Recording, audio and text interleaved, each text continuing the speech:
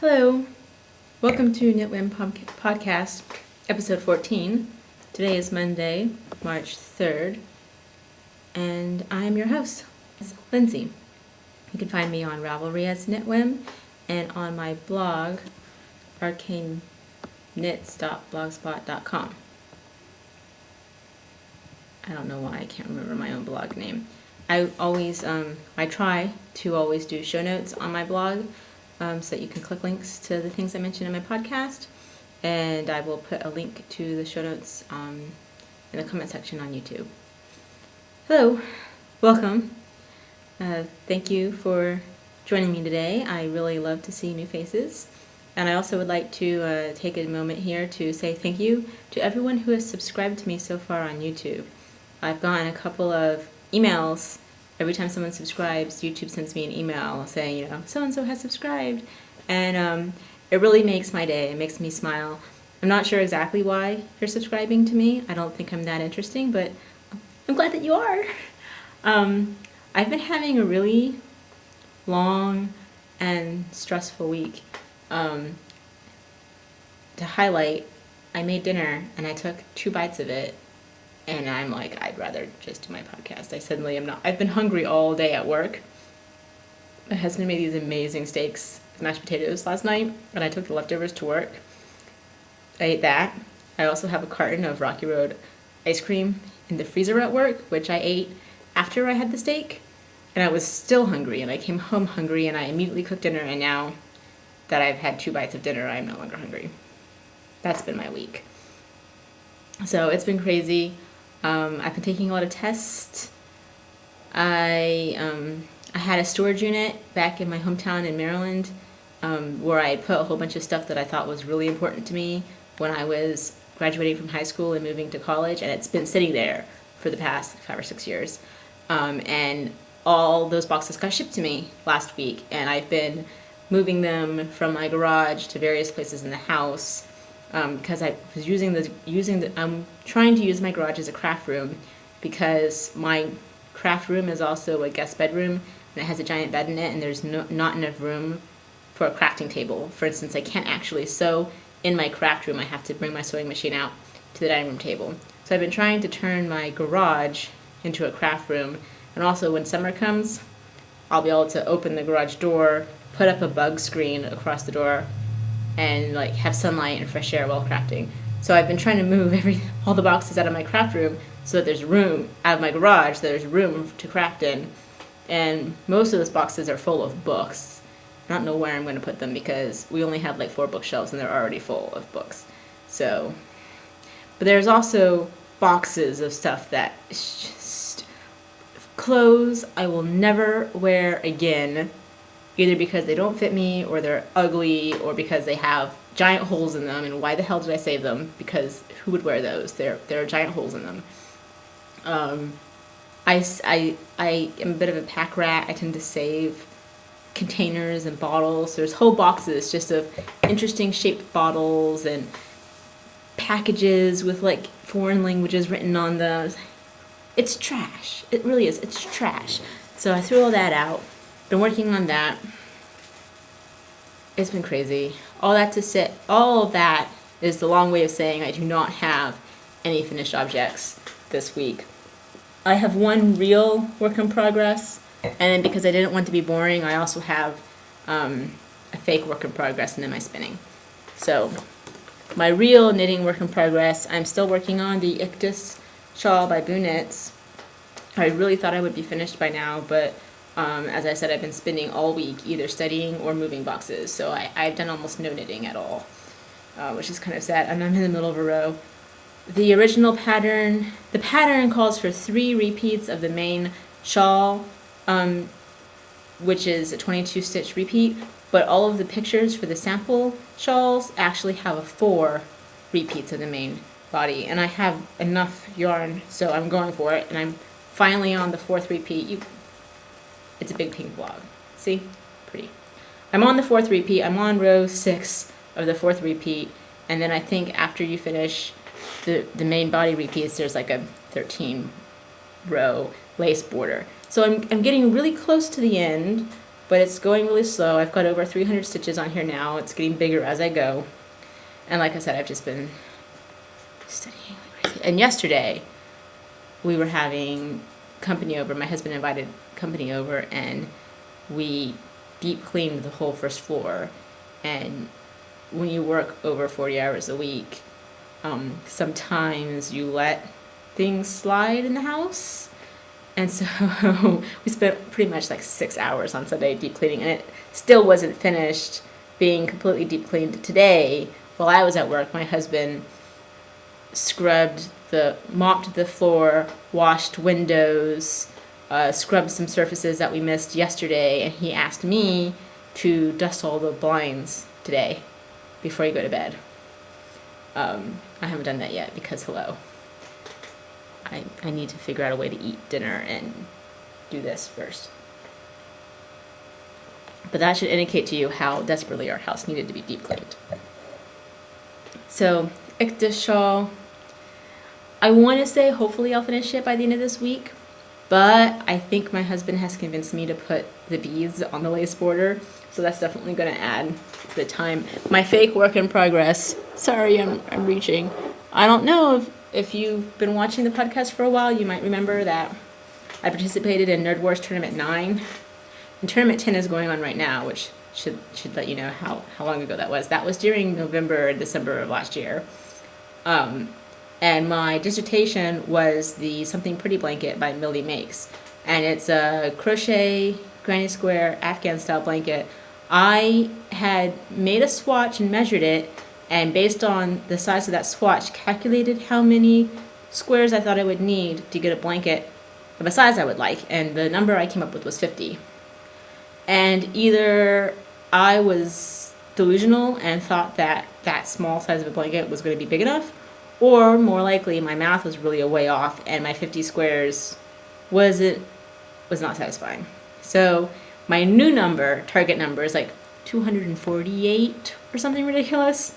So every now and then, like, I only work on these at work, or I keep a crochet hook and a skein of yarn in my indub pockets in my military uniform. And whenever I am waiting in line somewhere where there aren't any high-ranking people around to catch me, I pull it out and make a few.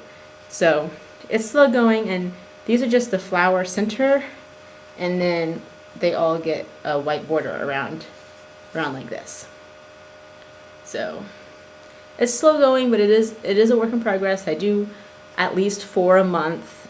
When I was in class, I was doing 4 a week, but now I'm not. Now that I'm actually working, I can't sit at my desk and do these because my desk faces the walkway that everyone is walking back and forth. So I liked my old desk, which was in a corner far away from people, and I could crochet while reading emails, but now I have to go hide in the bathroom if I want to crochet. Which, that's not lazy. People are allowed to take 15-minute smoke breaks, so I don't feel bad if I take a 15-minute break to go crochet a square in the bathroom, because I shouldn't be punished for being a non-smoker by not being allowed to have a break, because smokers get breaks. That's how I feel about that. And when summer comes, I'm totally going to take my crochet breaks outside of the smoke pit, because it's a crime to be stuck in an office under fluorescent lights all day long when summer is happening. So those are my yarn works in progress. I have 3 spinning works in progress going. I'm only going to show you 2. My newest one is on my wheel, and I'll show you when I'm finished. Last year in September, during the Atlanta shop hop, I got a 5-ounce braid of fiber from Lorna's Laces that I bought from the Whole 9 Yards, and it's merino, and it's not really a gradient, but it's solid chunks of color and a color theme. So it's like magentas and purples, and you have long stretches of each color, and they don't bleed or anything. So I'm spinning it. I was trying to spin fingering weight, but I've been doing a lot of spinning on my spindles, and it's been like messing with my ability to spin on the wheel. So my wheel spinning is probably going to end up more like a DK worsted. I'm having trouble spinning the fingering weight with it. Maybe the fiber just wants to be worsted. Maybe it's not me, maybe it's the fiber. But it's going to be really pretty, and I'm going to chain ply it, and depending on the yardage, I want to knit something that will look good with the colors, like not gradient, because gradient means darker to lighter or lighter to darker, but it is changes within a color scheme. So that's that one. The other one is in the Spindle Candy group. There is, I'm so afraid of moving. Like, I'm recording with the webcam in my laptop, and it's a 7-year-old laptop, so if I move wrong, the camera turns off. In the Spindle Candy group, there's a pack-it-on challenge going on. See how much yardage you can singles you can pack onto a spindle. And I already finished mine. I did it like really fast, and I kind of regret that. I probably could have packed on a whole lot more, but I did. I was spinning some cotton on my hip string spindle, and this is the Minstrel, which is, I think it's the second smallest size, maybe. It's one of the smaller spindles, but not the smallest. And this was not my entry. This is my second half. So I had 1 ounce of cotton, and I spun half of it, and this is the ½ ounce.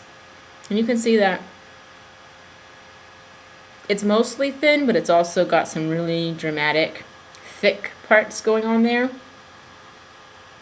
I'm pretty happy with it. This is a huge improvement over the first bit of cotton that I spun. First cotton I spun was charcoal gray, and like the thickest spots on this cotton were my thinnest spots on the charcoal gray cotton. So this was, I think, 260 yards, which I double checked my math. I'm sure it's right, but I don't really believe that that's possible from ½ ounce. So, but this is the second ½ ounce, and it's way more consistent and much thinner. And even if I 2-ply this, if I were to 2-ply this, it would not be lace weight. It would be thinner than lace weight, which is why that yardage is probably correct, because hello, crazy. So I'm still spinning to finish it, and then I'll 2-ply my wonderful, beautiful, consistent singles with my lumpy singles, and we'll see what happens. Because I mean, you probably aren't gonna be able to knit much with 200 yards of cotton lace weight anyway. It's just for fun and to practice spinning, and I love the spindle a lot.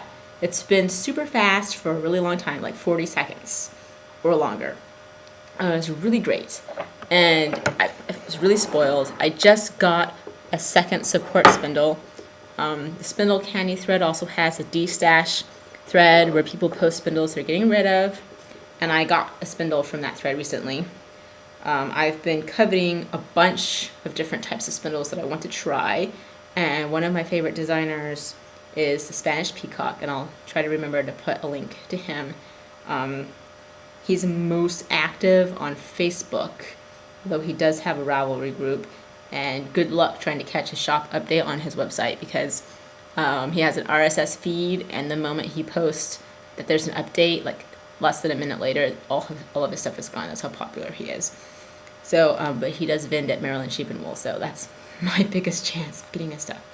So this is a Russian style spindle that he made, and I got it in a D-stash.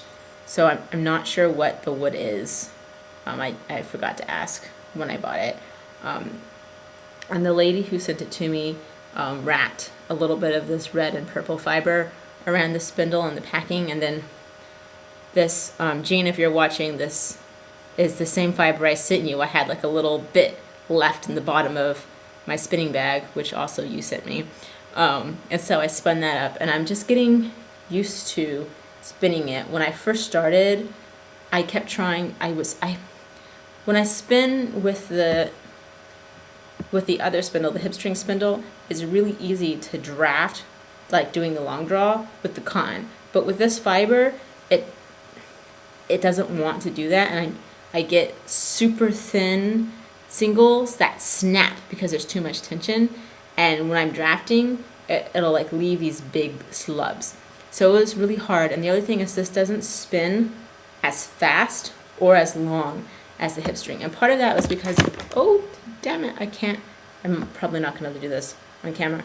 Part of it is because in order to make this spin, you have to flick it at a different part of the spindle than the hip string, which I didn't know until after I'd gotten, see, I put too much twist in it and it snapped.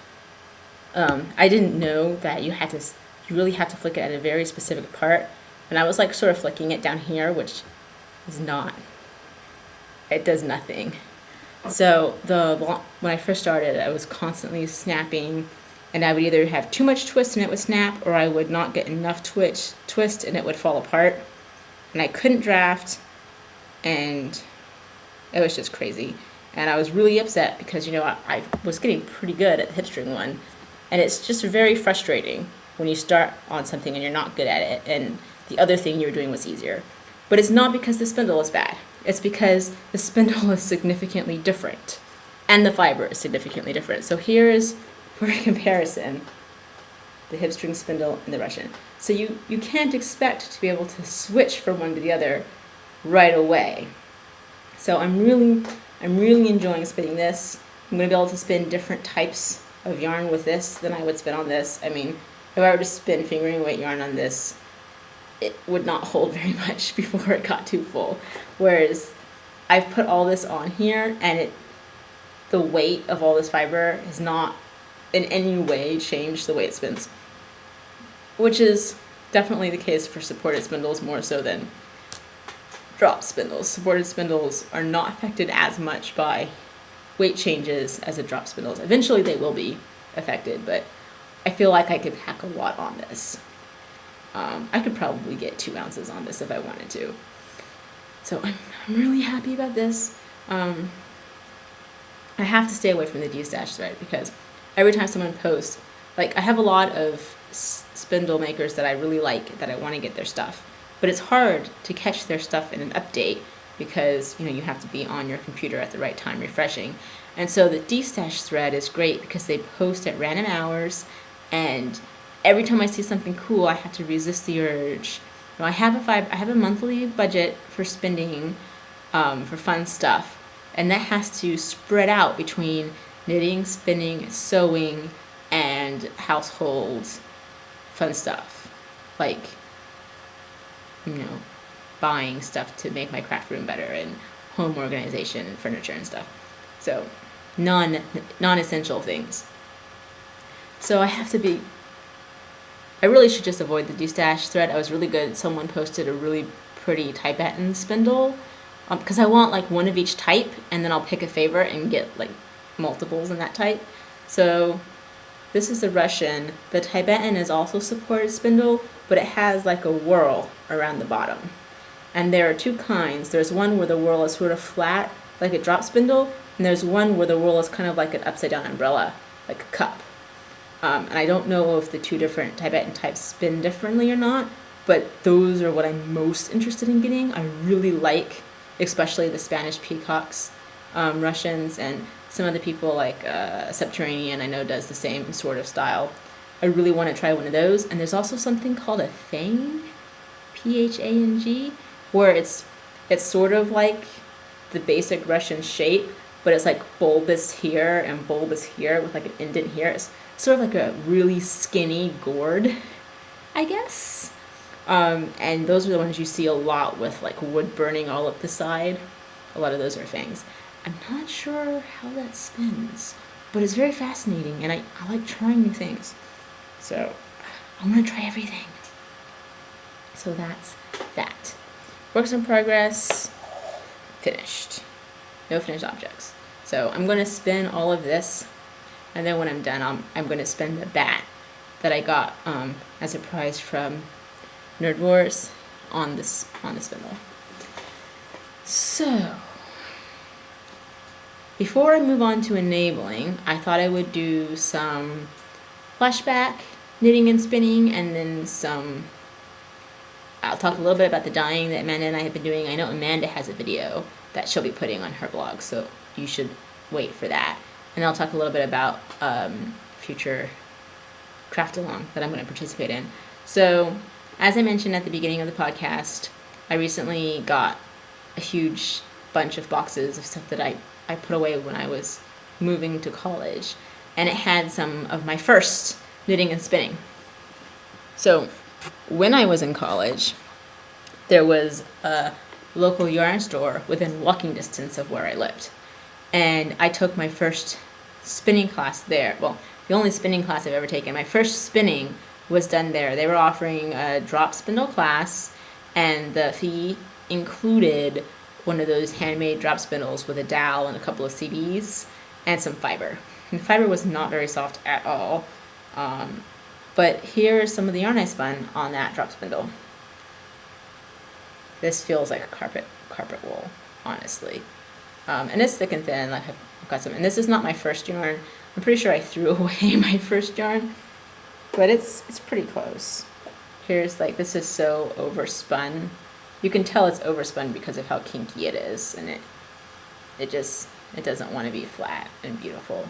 But some of my first spinning that I did way back when, and they were sample fibers, so there's nowhere near enough. I did spin enough to knit a hat out of, but I lost it. So sad. And then I'm wearing the first sweater I ever made. And there's a funny story about this. This is the $5 in Paris sweater, and I'm so sorry I forgot to look up the name of the designer. I taught my friend Jean how to knit, or more like I just encouraged her to actually knit. And she's like, la la la, I know how to knit, let's make sweaters. Like, straight from scarf to sweater. And so we did, and I knit this out of Patton's Classic Wool. I'm going to stand up so you can see it. So this is the $5 in Paris. I knit it out of Patton's Classic Wool. The great thing about this sweater is that it is top down, so you can try it on as you go. This boat neck was intentional as part of the pattern, but after wearing it a little bit, I don't really like it. It feels to me like it's falling off all the time. It's not, but it feels that way.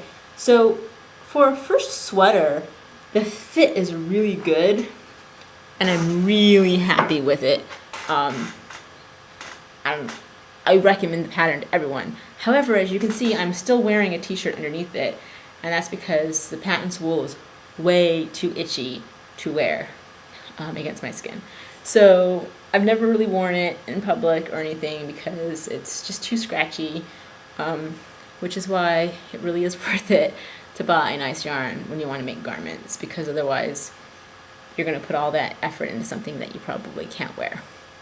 So, you know, it's just one of those things. It was a very inexpensive way to practice something that was scary to me at the time, and so I'm not disappointed, but I thought it was cute. I pulled it out.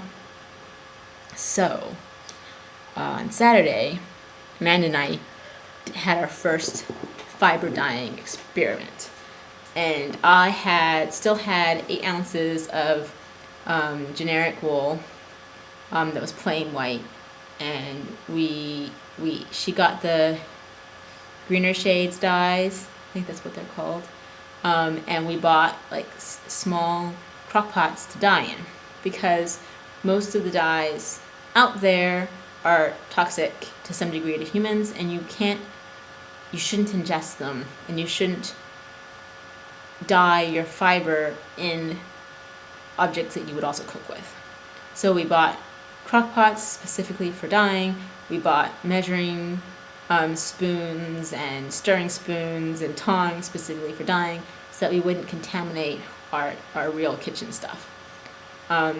The experience was really fun. We have notebooks that we're taking notes in, and we mix colors so that maybe we can try to duplicate them.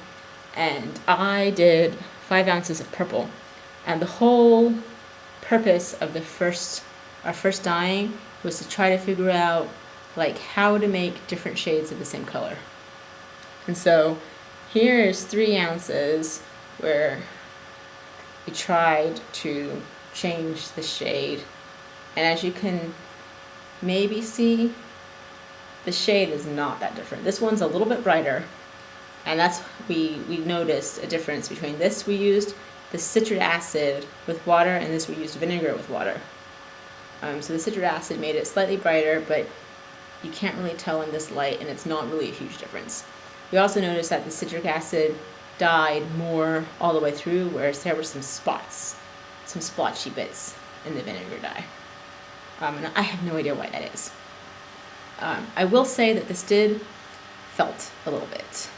And there are two really common, really horrible things that can go wrong when you're dyeing, especially when you're dyeing fiber. One is felting, which anyone who knits or hand washes wool knows what felting is. The other is over dyeing or overcooking. I'm not really sure what the difference is. Like, I know if you overcook something, it's bad, but is it just another way of felting it? I don't know. This is definitely felted. It's not, well, I have a piece over here somewhere. It's not so bad that I can't spin it. Like, I'll be able to spin it, but it's not as soft as it was before I dyed it. Like, it's definitely gotten to the point where it's been, I think it's overcooked, because it's definitely crunchy, and it was softer before. And it's also like just sticky when you're spinning, and you get to a point where like you see these like dark bits in it, and it's like nubs in the fiber. That's because it was ruined when it was dyed.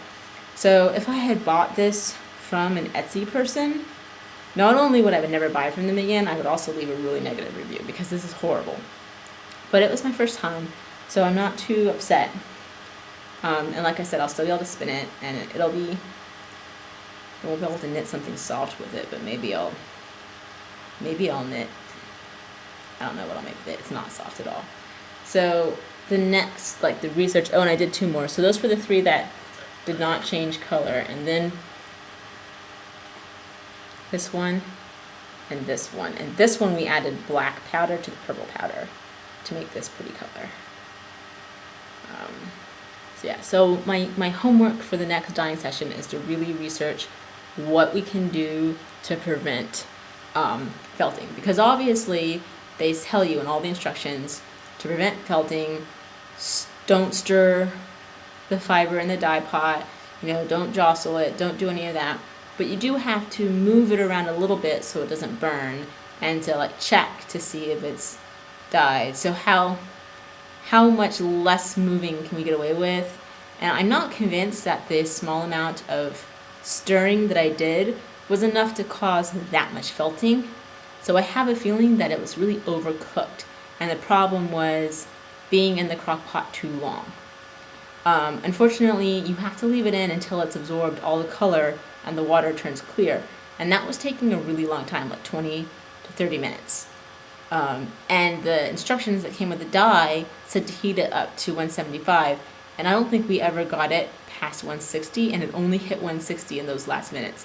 And so some things we could try next time, maybe not put the fiber in at all until it's already hit 160.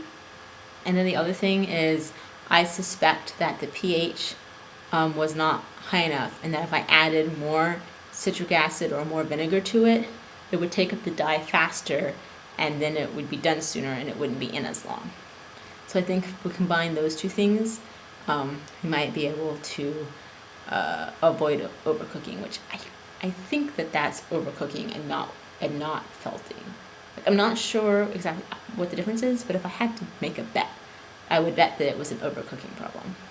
So I'll have to do more research. It's one of those things where we want to play, and so we just play first without really reading too much into it. Amanda got a really great book, which I left in the other room, and I don't remember what it's called, but it's about dyeing, and she's read it, so I'm probably going to read it this week and try to get up to speed on different techniques. So I'm really excited. Hopefully I'll do a different color next time. And I still have 3 ounces of that fiber, and then I bought a pound of Polworth. So I definitely have a lot of room to experiment with and move around, especially if I continue to dye in 1 ounce increments. Yes.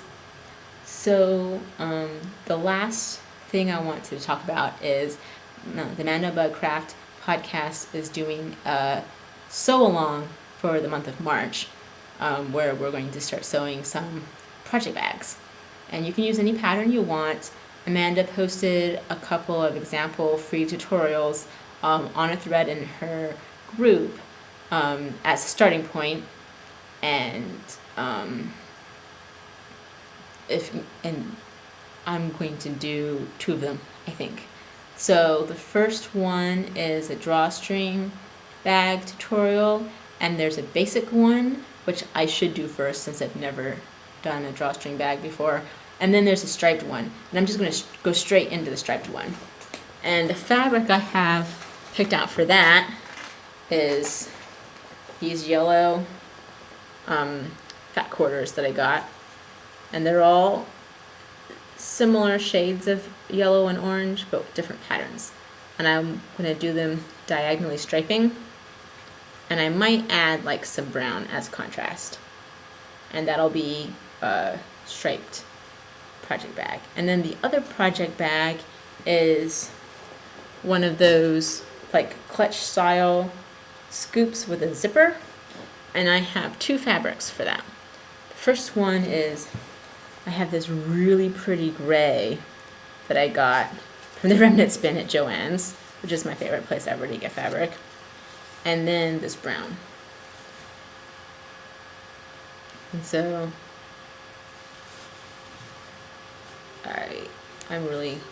I like these 2 colors together, and the patterns don't match, but I think that's part of the charm. And so that's one, and then as I showed you before, I got all that 4th of July fabric, mostly to make pillows and stuff for my husband, but I totally think I'm going to do another of the zippered pouches with this fabric. I think that'll be cute.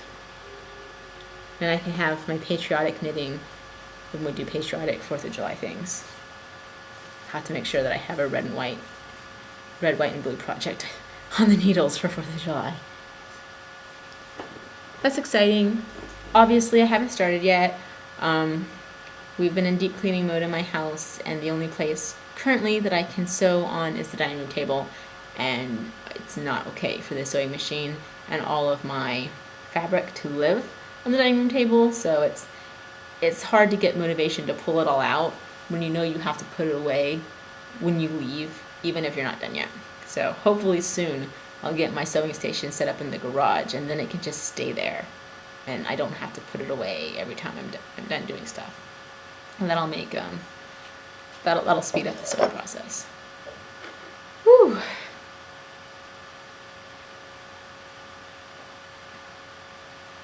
Sorry guys, it's been a long day.